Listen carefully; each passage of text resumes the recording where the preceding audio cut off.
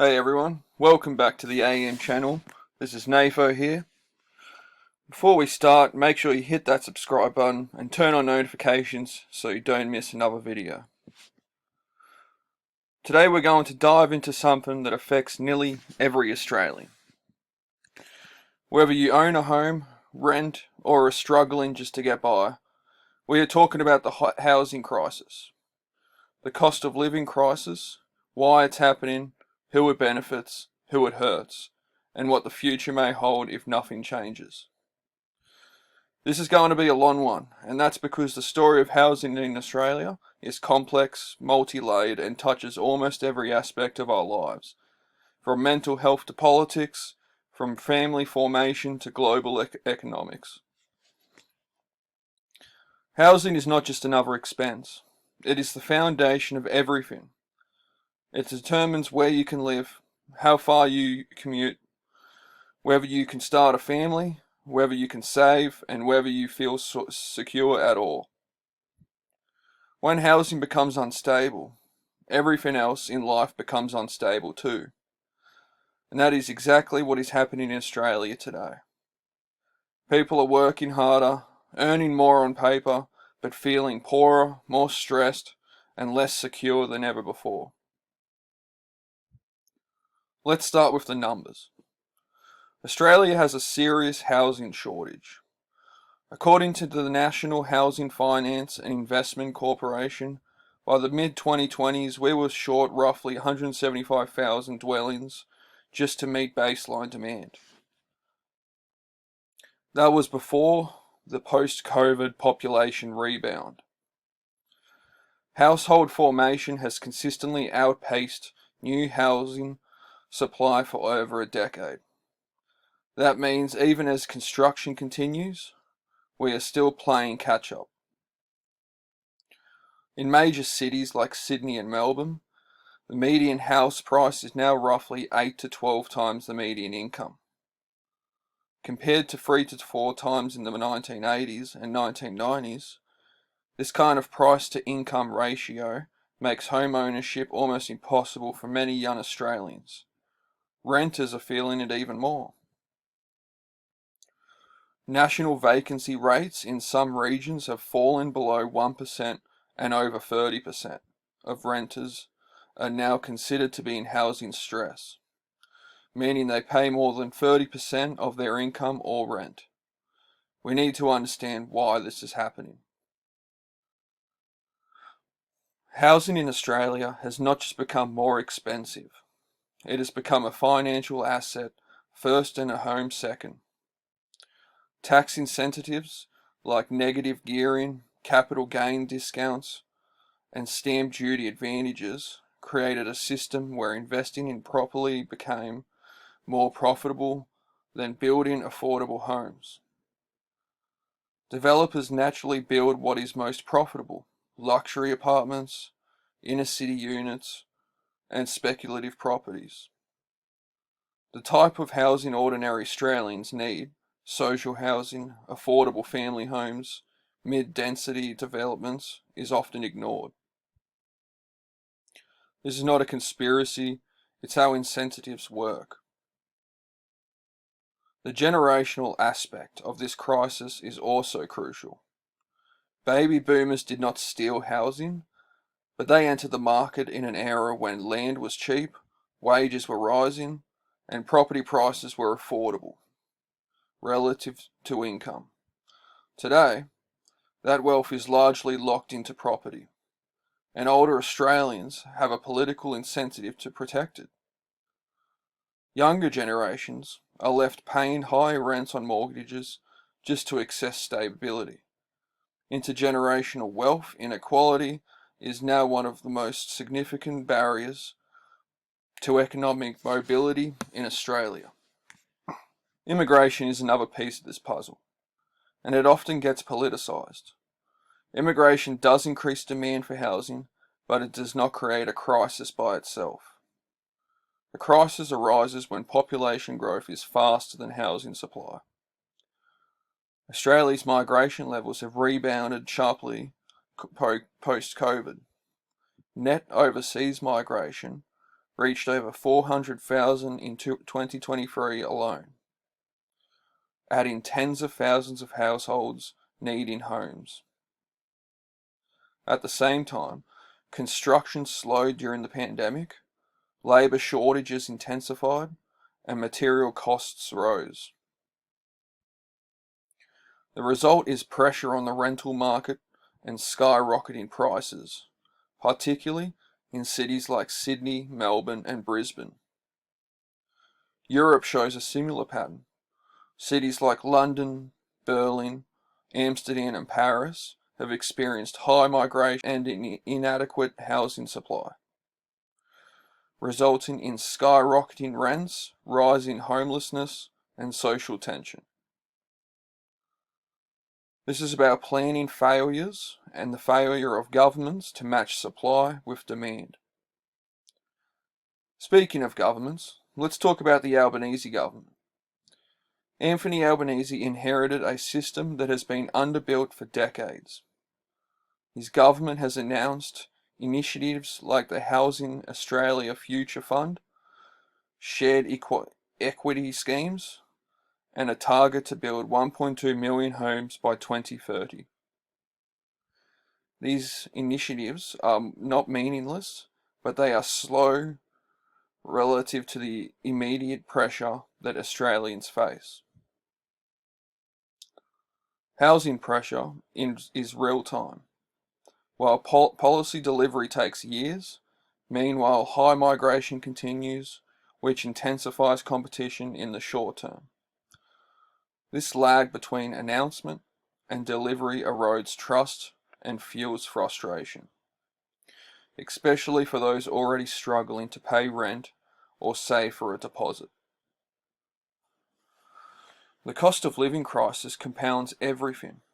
Housing is the largest household expense, consuming an average of around 30 to 35% of income for renters, and an increasing proportion for mortgage holders.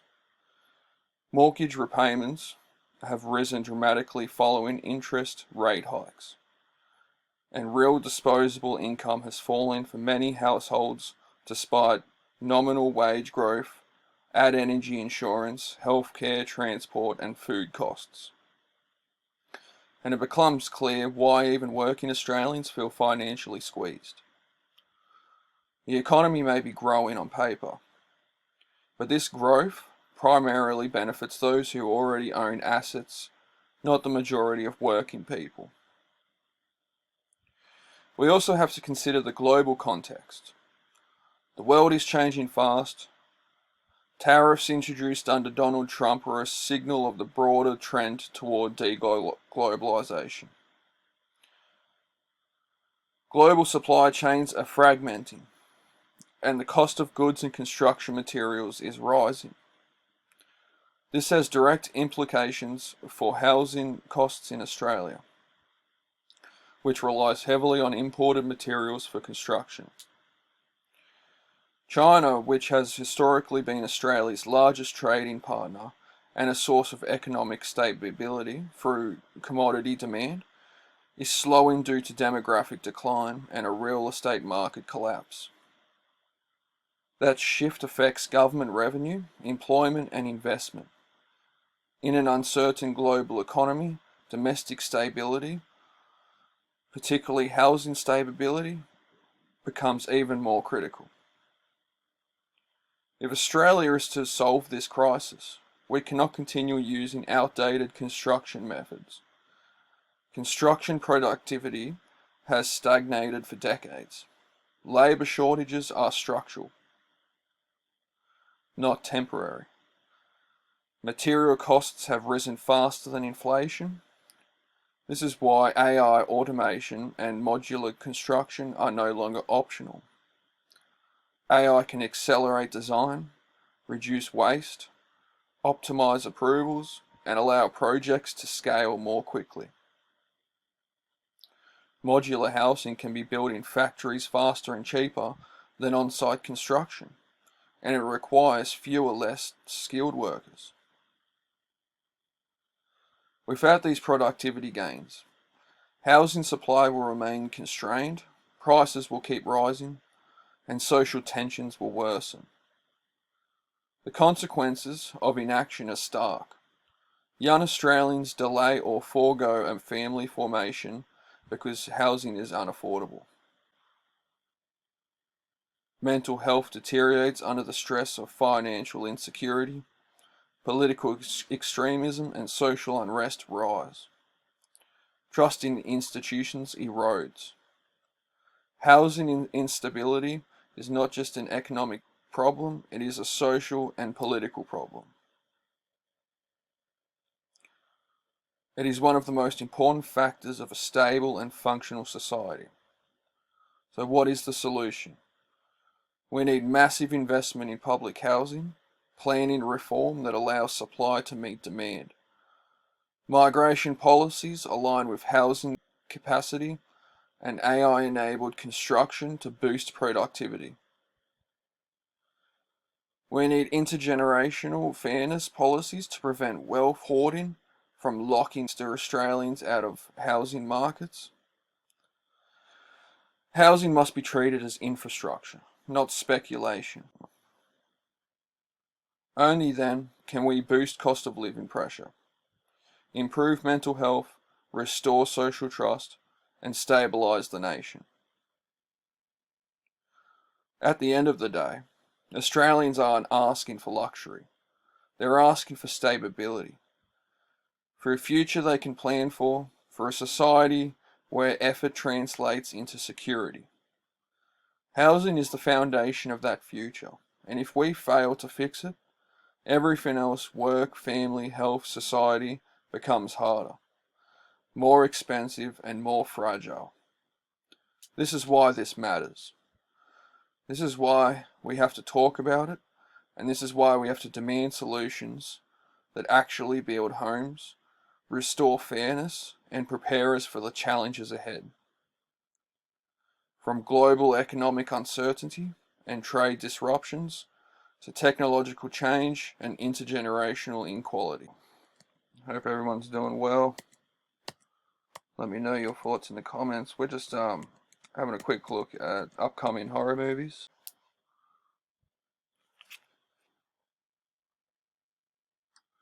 This is one that I'm hyped for, the new Evil Dead Burn, especially if Bruce Campbell's in it. Evil Dead Rise was good, so I do have high hopes for it. I haven't really been watching much TV lately. I've been keeping up to date with whatever South Park is doing. I don't think I've seen a Stranger Things episode, and I probably won't. I'm gay!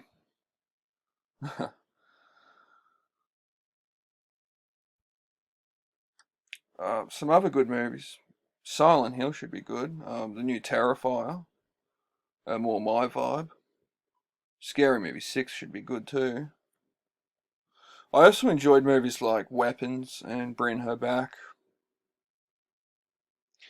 But after what they did to Star Wars, my taste is a bit more picky now. I just rewatched Martyrs recently, and that is brutal. If you're into this sort of stuff, then I definitely recommend checking it out. When it comes to gaming, I'm currently playing Kingdom Come Deliverance. I'm thinking of checking out Yooka-Laylee. I might even give Reanimal a go in February, and High on Life 2 is on my radar. Hell is Us is a pretty good game. I'm thinking of doing a live stream of the new Resident Evil when it drops, so if you want to kick back, have a few laughs, we can do that. Anyway, back to the video. Today we are diving into one of the most important and least talked about topics affecting young Australians. We're going to talk about wealth opportunity and the enormous generational divide that has shaped who gets ahead in Australia and who gets left behind. The title of this video is Why Young Australians Will Never Own a Home. Boomers Got Lucky. And while that phrasing might sound a little provocative, it's meant to challenge the way we think about the system and we all live in. It's meant to challenge the way we think about the system we all live in. I'm not blaming anyone personally. It's about understanding how history, policy, economic conditions, and timing created a reality where one generation had opportunities that another simply does not have.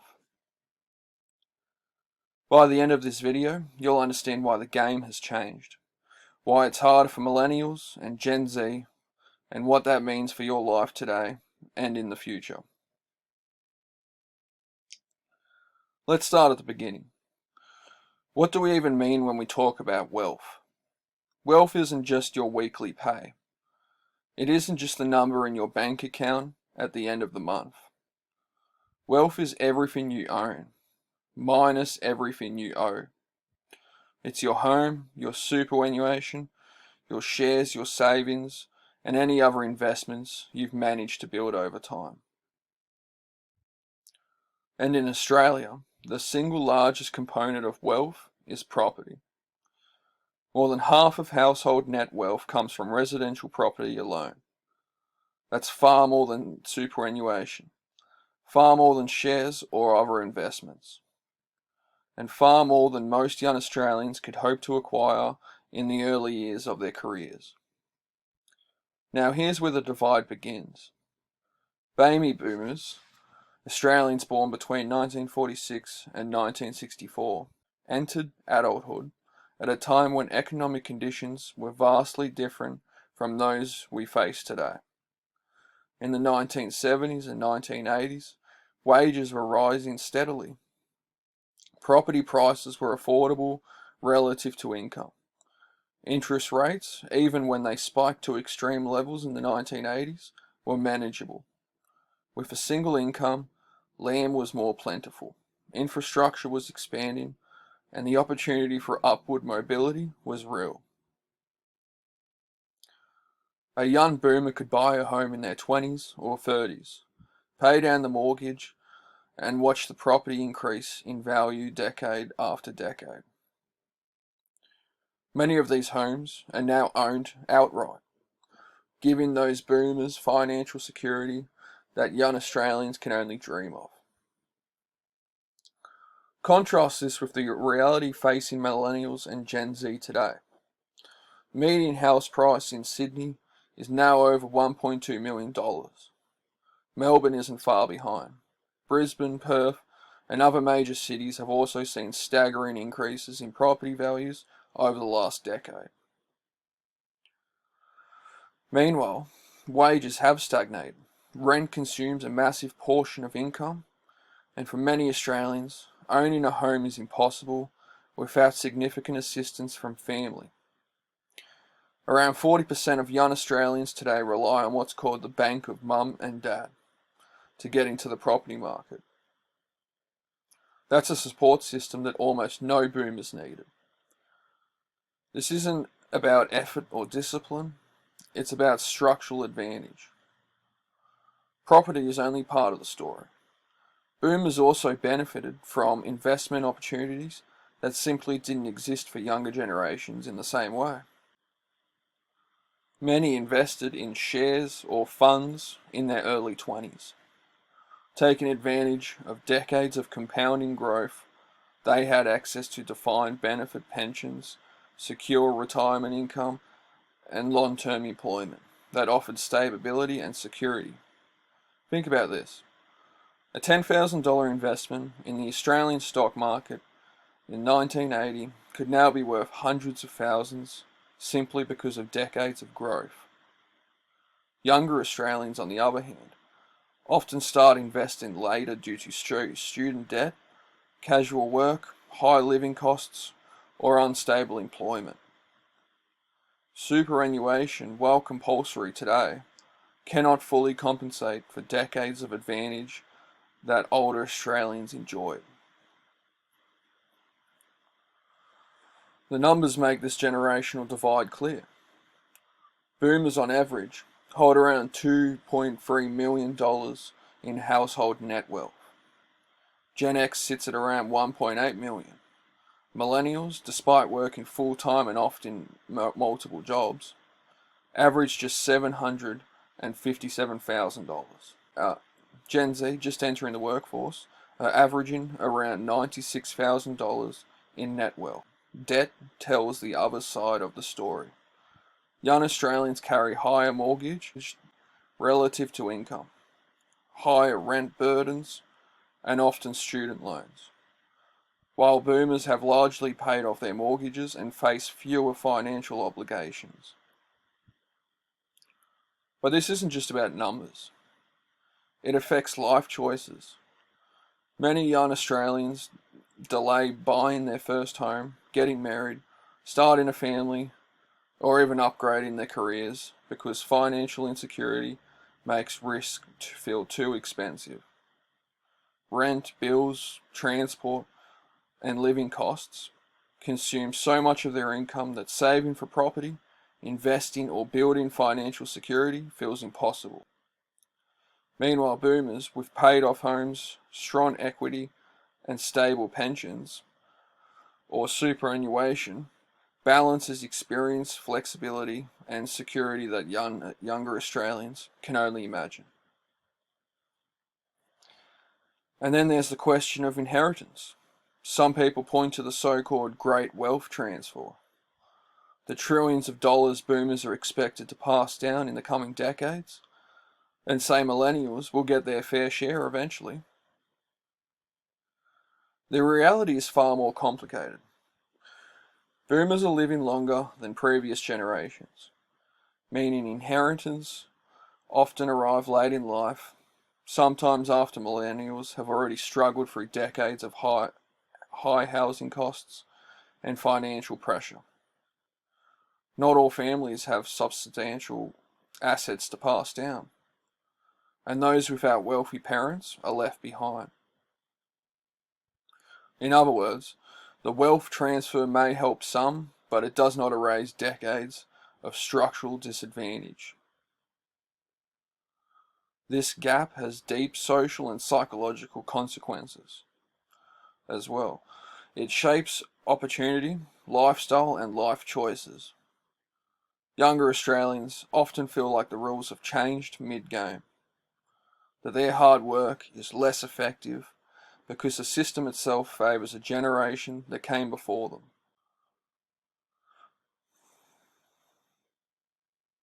Older Australians have accumulated wealth over decades of economic stability, wield more political influence, and can shape policies around housing, superannuation, taxation, and social spending. Meanwhile, those affected by these policies often have less capacity to influence them, reinforcing the cycle. But it's not hopeless. Awareness is the first step. Understanding the system, the history, and the policies that created it empowers us to make better choices. Individually, younger Australians can start investing early, maximise super contributions, pay down high interest debt, and diversify their assets beyond property.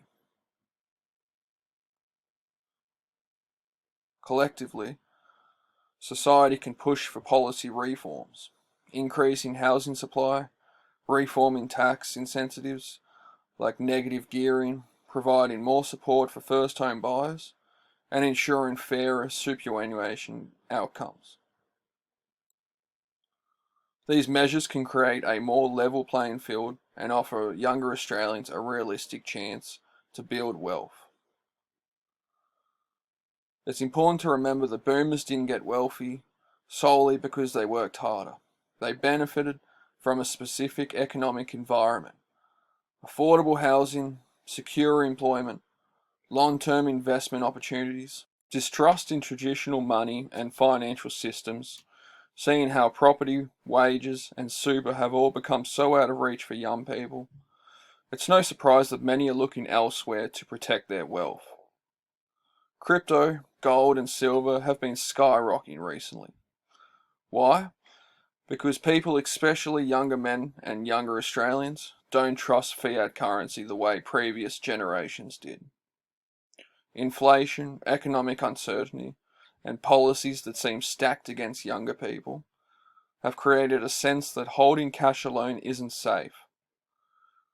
Crypto promises decentralization. Gold and silver are time-tested stores of value, and these markets have seen a surge as a result. Younger Australians face structural challenges that make the same outcomes far harder to achieve. And the earlier someone starts navigating these challenges, the better their chance of building financial stability. Understanding this reality isn't about assigning blame. It's about taking control where possible. It's about making smart financial decisions today, advocating for fairness, and preparing for a future where opportunity is not guaranteed. Wealth is more than just money. It's freedom, opportunity, and security. And knowing how the system works is the first step toward creating it for yourself. So if this video opened your eyes, take a moment to think about your own financial journey. Consider the decisions you make, the knowledge you can acquire, and the policies you can support that create fairness. Hit that like button if this resonates with you, subscribe to stay informed on these critical topics, and drop a comment below telling me your biggest financial challenge is as a young Australian. Let's start an honest conversation about wealth, opportunity, and fairness in our country. Thank you for watching, and I'll see you in the next video.